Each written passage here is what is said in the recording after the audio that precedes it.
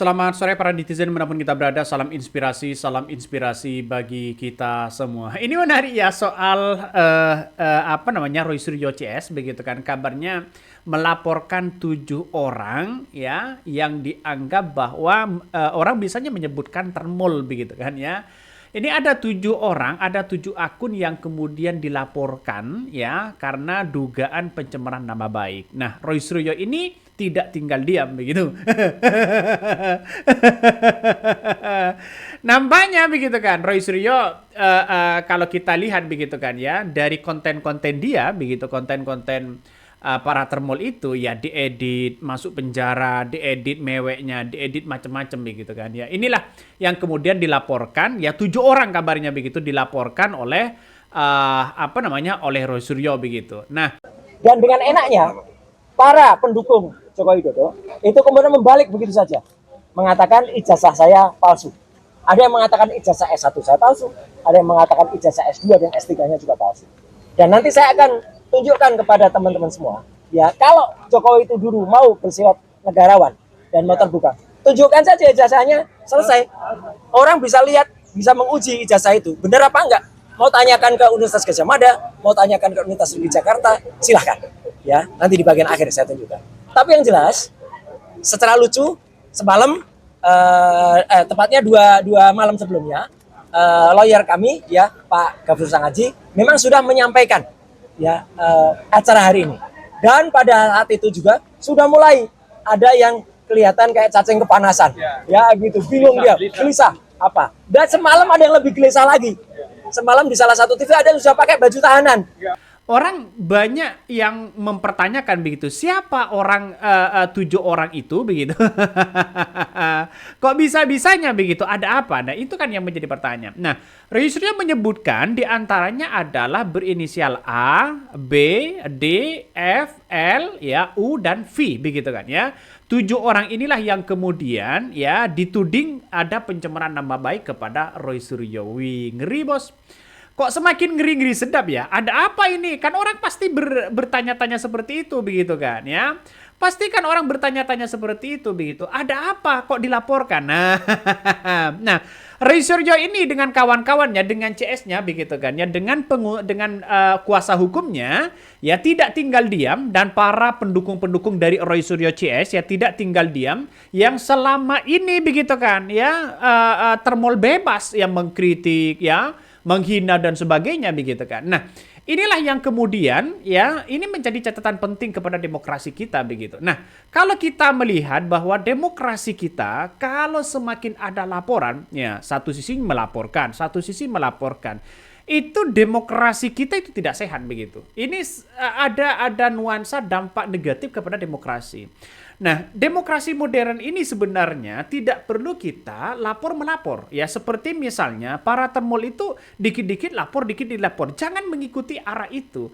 Semakin demokrasi kita ya ada laporan seperti itu, maka semakin demokrasi ini akan semakin hancur. Demokrasi kita semakin is failed begitu. Bagi kami adalah kalau Roy Suryo melaporkan itu kan hak prerogatif dari Roy Suryo sendiri begitu. Tapi bagi kami adalah menganalisa bahwa jangan terlalu dikit-dikit lapor begitu. Kenapa? Karena itu punya dampak kepada demokrasi. Yang mana demokrasi tidak akan sehat lagi kalau saling lapor-melapor. Kalau di KUHP yang baru begitu kan ya, KUHP yang baru, maka kemudian bisa kena ini termol ini. Ya, pencemaran nama baik bisa kena begitu kan ya. Karena apa? Karena satu, begitu banyak kritikan-kritikan kepada Roy Suryo CS dan sebagainya begitu. Ini menandakan bahwa kalau kritikan semata boleh-boleh aja, tapi banyak penghinaan-penghinaan, diduga penghinaan ya soal pencemaran nama baik kepada Roy Suryo. Roy Suryo tinggal diam begitu. Akankah 7 orang itu akan menjadi tersangka? Akankah 7 orang akan menjadi tersangka ya? Jangan-jangan termol ini ya sudah mulai hancur begitu. Tadi ngeri-ngeri sedap bos, ngeri-ngeri sedap. Nah, yang saya katakan tadi bahwa saya bukan membela termol ya, bukan membela pendukung-pendukung Jokowi begitu. Artinya Dengan seperti ini maka kemudian ya menurut saya pribadi tidak usah lapor-melapor seperti itu begitu. Karena apa? Karena mengganggu pada demokrasi kita. Demokrasi kita itu kan demokrasi modern yang kemudian bagaimana untuk menganalisa, mengkritik boleh-boleh aja begitu kan ya. Walaupun ada nuansa-nuansa dugaan pencemaran nama baik, tapi bagi kami nggak usah lapor-melapor itu begitu. Dan ini perlu diingat oleh Termol juga.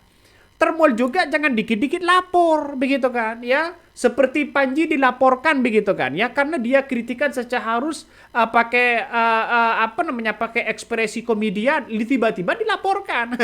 Ini justru ini akan mengganggu pada stabilitas satu nasional, mengganggu pada demokrasi modern hari ini begitu kan. Ini perlu dipahami begitu. Ini kan coba dari dulu begitu kan ya. Dari dulu Termol itu dikit-dikit melaporkan. Saya rasanya begitu baru pertama kali Roy Suryo CS ini melaporkan dia. Karena apa? Karena konten-kontennya dia begitu kan selalu menyudutkan bahwa pertama Roy Suryo dianggap punya ijazah palsu dugaannya begitu kan. Yang kedua, mewek-mewek seperti Roy Suryo ditangkap dan sebagainya begitu kan. Itu kan merupakan ada kebohongan besar. Ya, kenapa? Karena Roy Suryo walaupun jadi tersangka ya dan bahkan dalam konten-konten Termol kabarnya dihukum sampai 12 tahun. Ini di mana faktanya begitu kan? Ya kalau tidak hoax begitu. Ini kan menandakan bahwa walaupun Roy Suryo misalnya ditahan ya jadi tersangka, ditahan dan sebagainya, itu tidak nyampe 12 tahun kalau pencemaran nama baik. Ya 2 tahun lah begitu kan ya. Jadi coba kita lihat saja baca KUHP yang baru begitu. Saya mengatakan seperti ini tidak membela siapa-siapa ya. Ya kalau benar ya benar, kalau memang salah ya salah begitu. Artinya secara tidak langsung ya bagi kami begitu kan. Ayolah kita sambut begitu demokrasi hari ini dengan demokrasi modern begitu kan. Bukan dikit-dikit lapor. Coba dulu begitu kan. Tahun 2014 ya ketika saya mendukung Presiden Prabowo Subianto 2014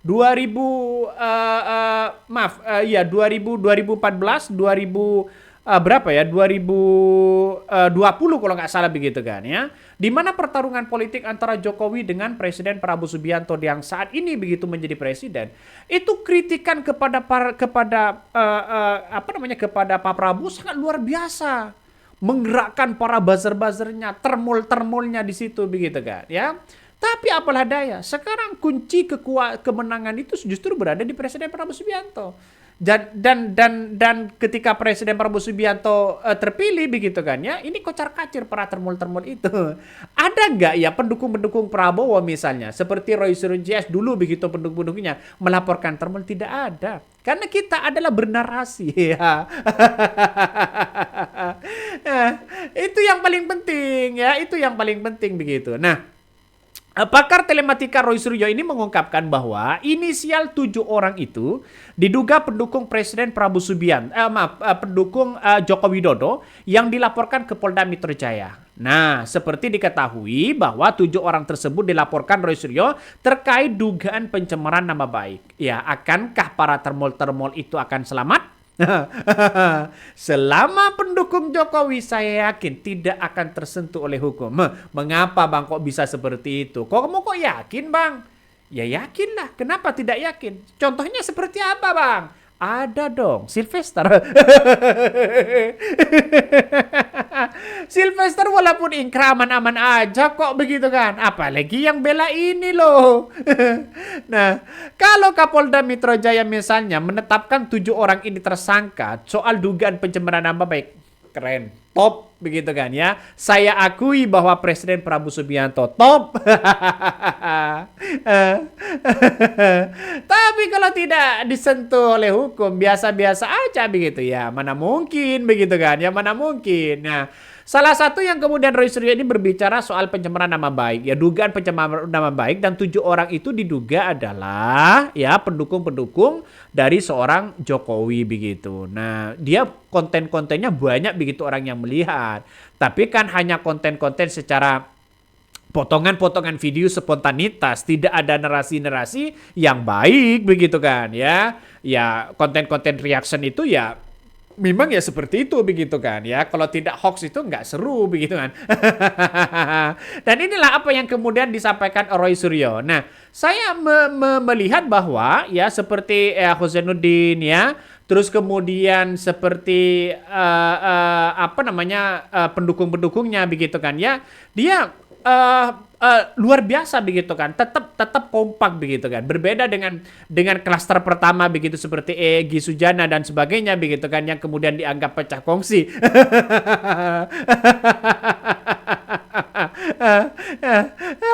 Ada ya masih banyak ini komentar-komentar dan Zen. Ayo bang laporkan begitu kan. Nah, Rio Suryo ini menjelaskan sebenarnya ya terdapat dua klaster dalam laporan tersebut. Pertama adalah terkait dengan pihak menuduh ijazah palsu. Nah, kepada media bahwa Roy Suryo pun menunjukkan ijazah untuk pendidikan S1, S2 begitu kan di UGM dan S3 Universitas ya UNJ Jakarta begitu. Dan bahkan sementara untuk klaster kedua ini begitu Roy Suryo ya terkait dengan tuduhan soal dirinya ya dituduh terlibat korupsi ya proyek Hambalang, ia pun membantah tudingan tersebut ya.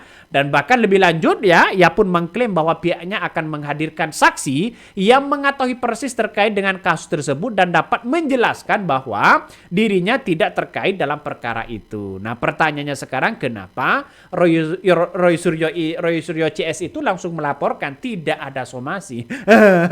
Ini kan orang-orang kan melihat itu begitu. Kan seharusnya kan ada somasi ya ada pendahuluan begitu, tapi langsung poinnya Roy Suryo kena ya langsung klak gitu begitu kan. Ya mau bagaimana lagi begitu, mau bagaimana lagi, karena ini hak prerogatif dari seorang Roy Suryo CS begitu kan. Nah, semuanya sekarang sudah ada identitas kabarnya begitu 7 orang pendukung Jokowi yang dilaporkan Roy Suryo ini kabarnya sudah ada identitasnya begitu kan, mulai A, B, D, F, L, U dan F dan V begitu kan ya. Nggak tahu siapa mereka, tapi yang jelas saya paham begitu kan, biar nanti Roy Suryo yang menjelaskan, biar penyidik itu biar menjelaskan bagaimana langkah selanjutnya begitu kan ya untuk 7 orang itu ya yang dianggap dan diduga adalah pendukung Jokowi yang dianggap pencemaran nama baik dan sebagainya begitu kan. Nah, pada akhirnya masyarakat hari ini lapor melapor begitu kan ya. Lapor melapor, lapor sana, lapor sini, lapor sana, lapor sini. Pertanyaannya sekarang adalah lantas bagaimana peran dari transformasi reformasi Polri begitu kan ya. Karena semakin ada di situ semakin banyak orang yang melaporkan. Ini kan pada akhirnya ya satu persatu kan masuk penjara. Satu persatu masuk penjara, satu persatu begitu banyak yang kemudian ya jadi tersangka begitu. Nah, makanya yang saya katakan tadi, saya tidak yakin walaupun pendukung-pendukung Jokowi misalnya dilaporkan sana sini, mana yang tersentuh oleh hukum? Gak ada, rasanya gak ada sama sekali. 2014 sampai sekarang gak ada sekali begitu. Apakah ini kesalahan para aparat atau bagaimana begitu? Orang kan masih mempertanyakan seperti itu. Nah, ketika laporan seperti ini tidak disentuh oleh aparat, maka aparatnya yang dikritik ya. Banyak orang-orang yang kemudian justru begitu kan ganti Kapolri. Bagaimana hukum di era Presiden Prabowo Subianto? Presiden Prabowo Subianto juga kena ini. Bagaimana nampaknya ada ketidakadilan soal hukum. Kok orang-orang Jokowi aman-aman aja? Kan orang pasti berspekulasi seperti itu. Nah, kita tunggu saja. Kan ada penyidikan begitu kan. Nah, kalau nanti penyidikannya muncul ya, terus kemudian ada pencemaran nama baik ya silakan, gak ada masalah begitu kan. Tapi ya mengaca pada Sylvester, ya aman-aman aja dong. Aman-aman aja di situ. Makanya saya tidak yakin begitu kan bahwa nanti suatu saat nanti begitu kan ya, walaupun ini dilaporkan oleh Roy Suryo begitu, nampaknya ya semua orang aman-aman aja pada akhirnya begitu kan ya. Ya saya menduga seperti itu begitu. Kenapa kok bisa aman bang? Ya karena dia adalah pendukung Jokowi. Tahu sendiri kan kalau pendukung Jokowi ada yang mengatakan wih aman. Orang-orang berspekulasi wih takut ada backingan, dugaan backingan ini, backingan itu begitu. Nah, inilah salah satu bukti bahwa Roy Suryo ya yang kemudian melaporkan 7 orang itu yang berinisial A, B, D, F, L, U, F ya, V ya, siap-siap ya saja berbaju tahanan. Tidak perlu seperti cacing kepanasan, kata Roy Suryo. Nah, dalam kesempatan yang sama, kuasa hukum Roy Suryo ya Abdul Ghafur ya Sangaji ya menyampaikan hal bersenada.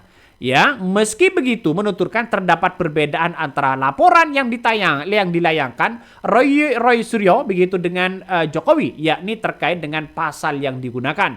Nah, pada laporan Jokowi ya, kata Ghafur menggunakan pasal 310 dan pasal 311 KUHP, sedangkan laporan yang dilayangkan lainnya menggunakan KUHP ya, KUHP ya yang baru yang itu pasal 433 ayat 2 dan pasal 434 ya ayat 1. Wih, kok ngeri sedap ya.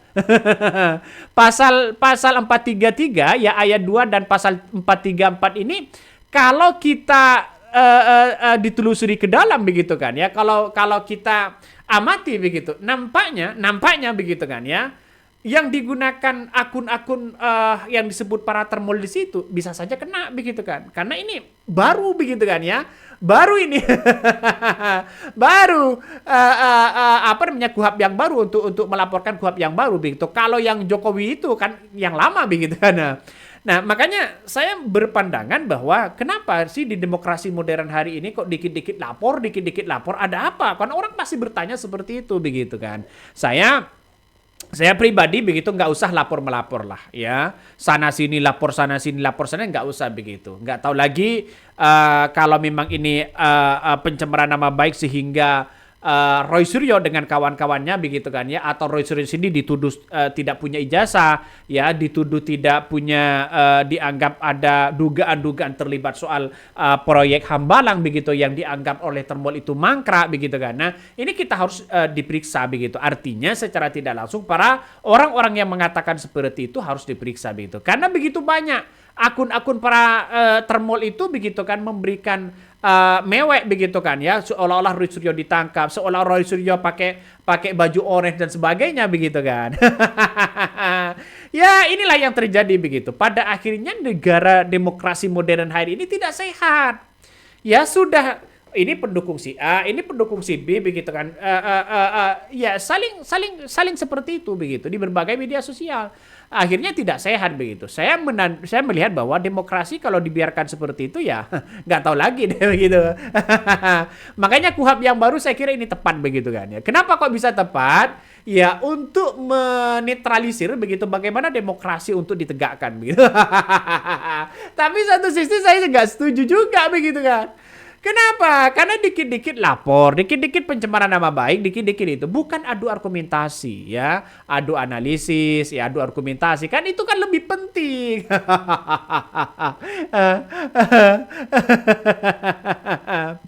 Ya dan kita lihat saja bahwa apa yang dilakukan oleh pengacara dari Roy Suryo, dari Ahmad Zunidin begitu memberikan klarifikasi begitu kan ya, bahwa dua klaster ini, pertama soal tuduhan ijazah Roy Suryo sendiri, yang kedua adalah soal tuduhan Roy Suryo terlibat soal dugaan korupsi begitu kan ya, dan dibalik ini semua seolah-olah ada Partai Demokrat. Ya, siapa sebenarnya begitu kan? Kan orang berspekulasi itu begitu. Padahal Partai Demokrat sudah berkali-kali memberikan klarifikasi bahwa tidak ada sedikit pun begitu kan ya.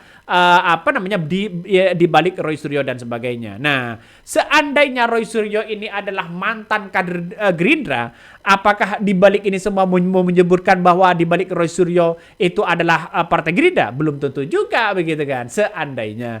Tapi kita lihat saja, orang-orang kan mengkaitkan itu begitu. Sehingga Roy Suryo, coba kita lihat saja, membawa ijazahnya, S1-nya dibawa, S2-nya dibawa, S3-nya dibawa begitu kan.